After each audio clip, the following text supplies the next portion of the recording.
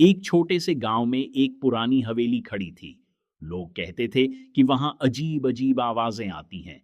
गांव के बच्चे उस हवेली के पास भी नहीं जाते थे।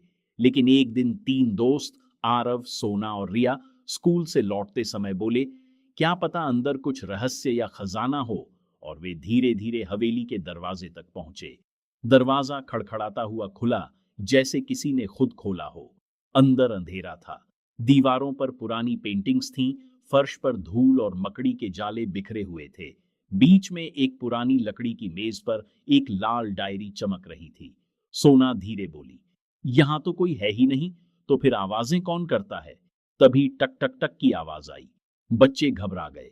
आरव बोला, चलो देखते हैं। लेकिन साथ साथ वे आवाज की दिशा में गए और देखा कि खिड़की के पास पुराना पंखा अपने आप घूम रहा है।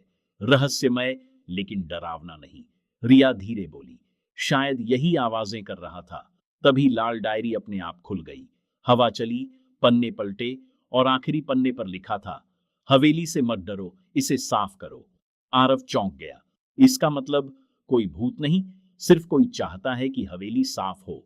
उसी वक्त हवेली के पीछे से गांव के बुजुर्ग भोला राम जी आए। उन्होंने मुस्कुराकर कहा, अरे बच्चों, ये हवेली मेरे दादाजी की है, मैं इसे साफ नहीं कर पाता। हवा जब तेज चलती है तो पंखा घूम जाता है और आवाजें आती हैं। लोग डर जाते हैं। बच्चों ने मिलकर हवेली की सफाई की, जाले हटाए, फर्श साफ किया। हवेली अब बिल्कुल नई लगने लगी। भोलाराम जी ने मुस्कुराते हुए कहा, बहादुरी डर न होना नहीं, बल्कि डर का सामना करना है। कहानी की सीख यह है कि सस्पिशियस चीजें हमेशा डरावनी नहीं होती, कभी कभी सिर्फ गलतफहमी होती है। सच्ची बहादुरी का मतलब है सच जानने की कोशिश करना,